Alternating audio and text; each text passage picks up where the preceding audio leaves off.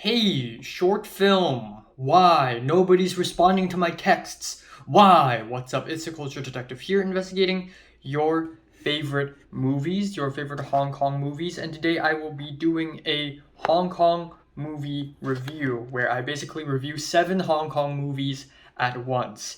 Because why not? It saves time, it saves your time, it saves my time. Why not?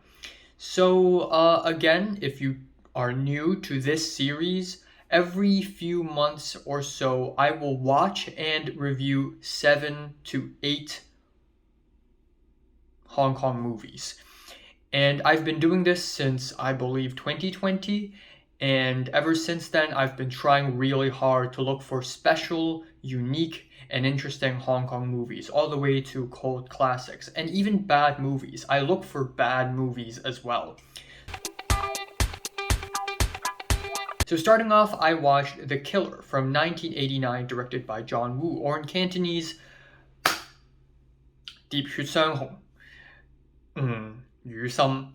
So, this is a movie that I watched about a month ago, and I did a full individual review on, so check that one out. But in short, I love this movie. This is basically my favorite John Woo movie because this is peak John Woo. This is John Woo at his best. There are tons of great scenes in this movie that are very memorable. John Woo basically turns the bloody action and the brotherhood and the sense of justice in his other films and turned up to 11 on this film. This is a really awesome movie. It's a blast, and it also has a very shocking ending that's bound to make you think about it for some time at the very least.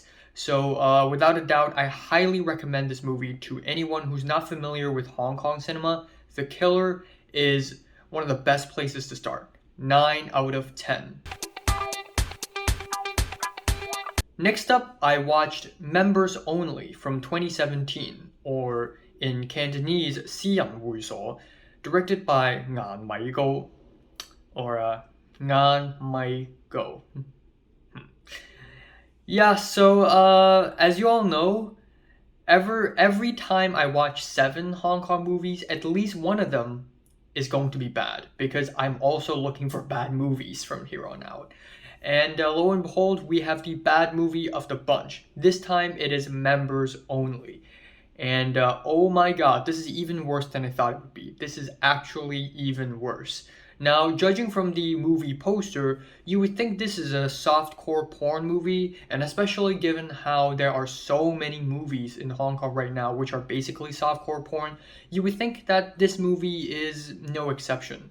But actually, it's not exactly softcore porn. In fact, it's something way more boring.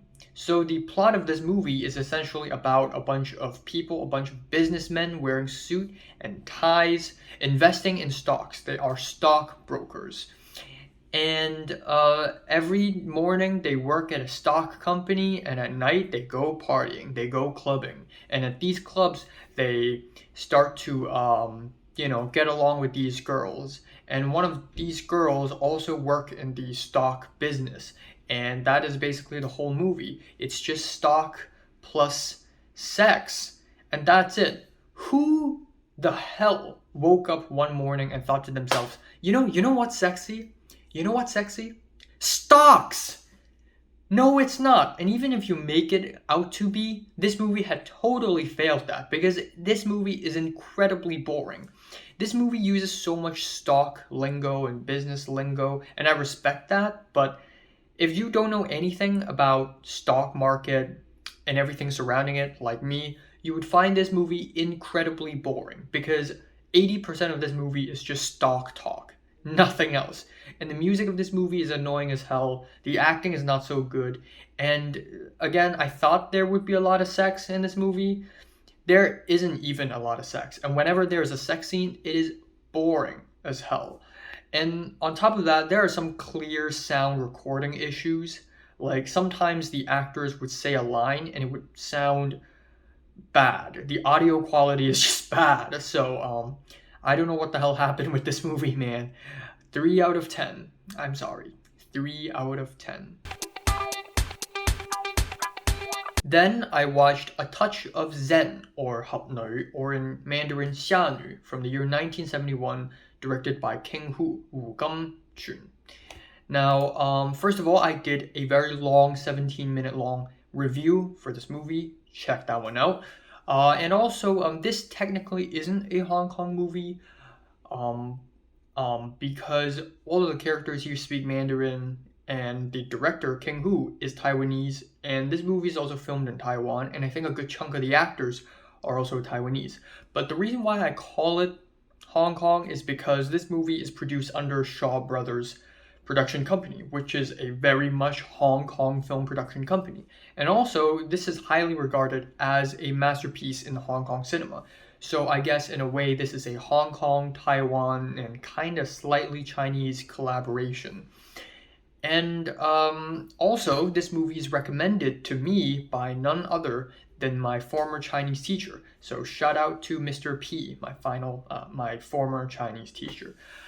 But to summarize, this is one of the most unique martial arts film I've ever seen. And it's not like I've seen that many, but why I think it's unique is because of how strange it is structurally. This movie doesn't have a set main character. In fact, this movie is released as a two-parter at first, and then it's combined into one 3-hour-long martial arts epic. But throughout the movie, you will see a main character, and that main character will shift. So the main character will become a supporting character, and another character is going to be the main, and then so on and so forth. And it is constantly moving, constantly in motion, and it is, again, structurally, if you're looking for something straightforward, you're going to be disappointed, because this movie is kind of roundabout and kind of here and there. But if you're looking for the atmosphere, if you're looking for the vibes, if you're looking for poetry and poignance, you're going to really love this one. Yeah, and this is also one of the most beautifully shot films I've ever seen. Period. Full stop. It is gorgeous, and definitely one of the most beautiful Chinese period films I've ever seen. So I can't recommend this enough, especially if you're a huge martial arts and Chinese history geek. For now, a strong 9 out of 10. Maybe if I rewatch it, I'll give it a 10. Maybe, but for now, a strong 9. Next up, I watched Visible Secret, or 幽靈人間, from the year 2001, I believe, and it is directed by Anne Hu, Hu Anhua, and this is the second Anne Hu film I've ever seen in my life. The first film I've seen from her is Boat People, or 逃奔怒海, from the year 1982, I believe, and that film punched me in the gut. That film is one hell of a tragic political drama that is just absolutely fantastic. And the movie, in fact, is getting a Criterion treatment. Actually, it already has a Criterion out. So if you're a Criterion collector, you must watch Boat People. It's so good. The cinematography, the acting, and the story. Ooh. But anyways, this is the second film I've seen from her. And partially the reason why I wanted to watch this movie is because it's Anne Hu, who clearly knows how to make a good movie, but also because it is a horror film. And I am looking really hard for Hong Kong horror films. And there we go, Visible Secret. But what I realized after watching Visible Secret is that it is more of a comedy than it is a horror film. And it's also more of a romance than it is a horror film. And the horror, romance, comedy genre mixture isn't really a new thing for Hong Kong. There are tons of Hong Kong movies that also mix these three unlikely genres. Of course, famously, we have A Chinese Ghost Story from 1987. But anyways, back to Visible Secret, 幽靈人間. It's a painful process. Me trying to watch this movie is a very painful process. Watch my movie roundup video if you want to know more about that. But anyways, the movie is way better than I thought it would be. Maybe it's because of how kooky and quirky it is. We have some of the quirkiest camera work I've seen Anne Hu ever done. A lot of crazy wide shots, cool effects. It's very cool. I think Shu Qi, the Taiwanese actress who plays the Cantonese-speaking main female character here, did a very great job. Maybe it's because of her Mandarin Cantonese accent, and but also because of her very bubbly and energetic performance. And the story and the tropes are kind of campy and cliche, but given how freaking funny this movie is, I kind of forgive it, actually. And even though structurally this movie is kind of a mess, and there are parts of this movie that are really campy and stupid and silly, at the end, I really enjoyed it. And also, I have to mention Sam Lee, Lei Cham-sum. He is hilarious in this movie. He is hysterical. He has tons of one-liners in this movie, one of which I actually audibly laugh out loud. And I don't do that all that much, even when I'm watching comedies. So that's when you know this movie is really funny. So yeah, I actually really enjoy watching this movie. 8 out of 10. Yes. Then, in this month, I watched Riki-Oh, The Story of Riki, directed by Lam Nai Choi from 1991, or in Cantonese, Lek Wong, directed by Lam Nai Choi. So, wow, I also had a lot of fun watching this movie. I did not expect myself to enjoy this one this much, but this movie is basically an anime adaptation, because Riki-Oh is actually a manga from Japan, yes, and it is adapted into an anime very early on, and then it is adapted into a movie in Hong Kong, and it is awesome. This movie totally captures the anime vibe, because it is a hyper-violent, insane, goofy movie with some of the most ridiculous, batshit insane death scenes you can ever find. And also, it's so dramatic, it's so straightforward, the characters are very cartoony, and normally, if I see that in a movie, I wouldn't like it, but the fact that this is an anime adaptation, it just works really, really well. This movie is also really fast-paced, it's really tight, you're not gonna get bored for 1 second. Tons of things happen in this movie, tons. And right off the bat, from like the second scene or the third scene, it's just non-stop violence. Or not non-stop, but it's just, the plot just quickly progresses. And what I end up really loving about this movie, though, originally I was going to give it a 7 until I noticed this. And that is, this movie is an anti-fascist, anti-capitalist, and anti-authoritarian movie. I totally did not expect the political undertones of this movie until in the second half. But wow, I mean, right off the bat, our main character, Riki-Oh, who is super strong, he is sent to prison, but we are living in a future, in 2001, the future, where capitalism has taken over the whole world, and even prison has become franchises for millionaires, for corrupt millionaires to own. And so we have all these fascist things happening. The prison guards are very easily bribed, they're all really corrupt, and these rich people, the people who own this prison, they get to eat good food while the prisoners are treated really harshly.